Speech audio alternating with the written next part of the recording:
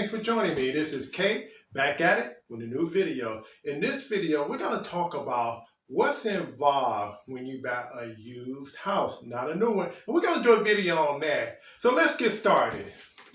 Things to consider when buying a house. The first thing you should consider is the interest rate.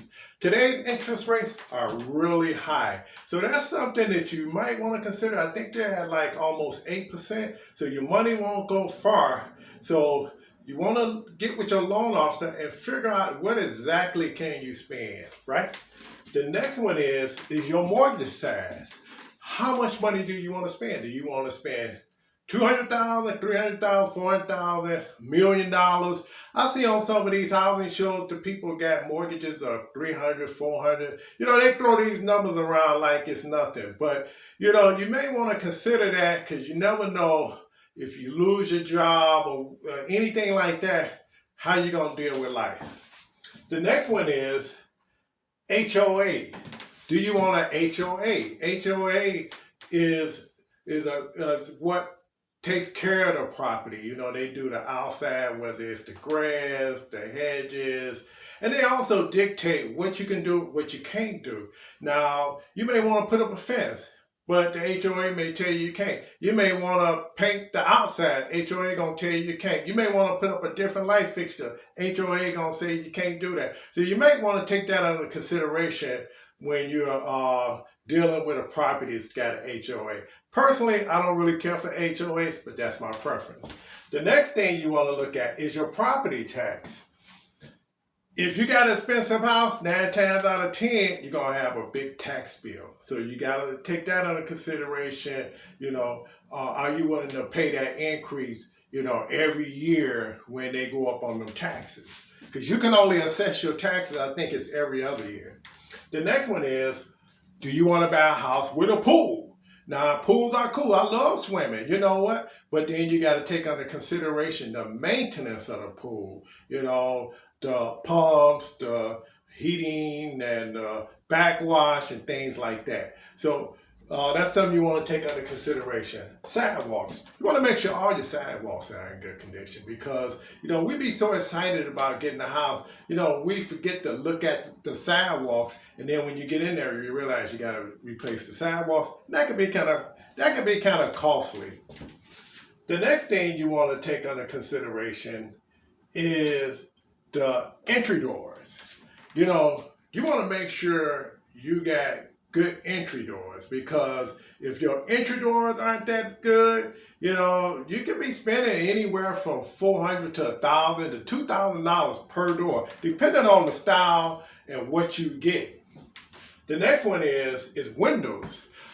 A lot of people miss out on this one. You know, we're so excited, we never inspect the windows. And I noticed that even on these housing shows, they never inspect the windows. And when you go in the house, you want to lift up all those windows. You want to open them out and do all the things you need to do to make sure all those windows are working. Because if they're not, you got to replace it, and that could be costly. The next one is floors. You know, you want to make sure your floors is what you want. You know, do you want carpet? Do you want hardwood floors? You want tile floors? Because all these things can be costly once you move in there and decide you don't want carpet. Personally, I don't like carpet because carpet cleans your shoes because everything that you come in, you know, the carpet is cleaning it. And as far as hardwood floors, you can just mop those and you're good to go. The next one is bathrooms. Do you need to update the bathrooms? Bathrooms can cost anywhere from $5,000 to $15,000 depending on the size of the bathroom. The next one is the kitchen. Kitchens can cost anywhere from probably $15,000 to $30,000. You know, so you may want to take that under consideration. Is it the kitchen that you want? You know. The next one is lawn care. You know, it costs money to have someone come out to cut your grass, and I see people get all this land, and then they realize that you got to cut this grass at least once a week. And if you let it go 2 weeks, now it's going to be twice as hard to keep up with it. So you may want to take that under consideration. Are you going to be cutting the grass, or do you want someone else to do it? Are you going to get a riding mower? Whatever the deal is. So the next one is fencing. You know, do you want a fence around your house? You may have a dog, or do you want the privacy fence because you want privacy? Roof condition.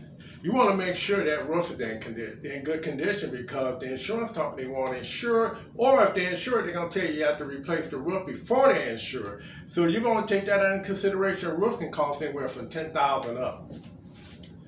Furnace condition. You want to make sure that furnace is in good condition too, because the furnace can cost anywhere from $5,000 to $10,000 easy. And you want to make sure your hot water tank is in good condition as well. Make sure your electric is good. If you got those screw-in fuses, well, you might have to update that to 100 amp, but I think nowadays it's 200 amp. So and that can be kind of costly to get your service updated. Do you want a 1-story or 2-story? Well, as you get older, you don't want to be climbing all them stairs. I know I don't. I had a townhouse that I had all them stairs, 13 stairs, and you forget something, now you gotta go back down. That gets old real quick. The next thing is, do you want a finished basement or unfinished basement? If the basement is finished, do you need to update it? That can be costly. Solar panels. A lot of people don't like solar panels because, when it's time to sell a house, people may not want a solar panel on their roof. So then now you may have to take that down, and if it's under contract, the new owner might have to continue the contract, or you pay it off before you sell the property. That can be a mess. The next one is tuck pointing. You want to make sure the outside of your brick house is nicely tuck pointed, so this way you don't have to pay somebody to come out and tuck point it. The next one is square footage of your house. Do you want a big house? Do you want a small house? Well, if it's only 2 people, maybe you don't need a 2,000-3,000 square foot house. Don't forget you gotta heat it and you gotta cool it. The next one is termites. Do you want to deal with termites? That's why I don't buy frame, I buy brick, because wood is wood, and people have stuff under that pretty siding, and you'd be surprised on how your wood look once you pull back that siding. The next one is the chimney. Make sure the chimney is in good condition. Sump pump. Sump pumps is for a reason. That means that you might get water, so you want to make sure that your sump pump is working, or get a house that don't require a sump pump. The next one is make sure your basement don't flood out. If somewhere in the description of the property, it should say something about a flood zone. And 1 is excellent, and I believe 10 is bad. So you want to make sure you stay in the 1, and this way you'll be good. That's all I have for you. This is Kay back at it with a new video. Press like if you like my video, and I'll see you in the next one. Take care, guys.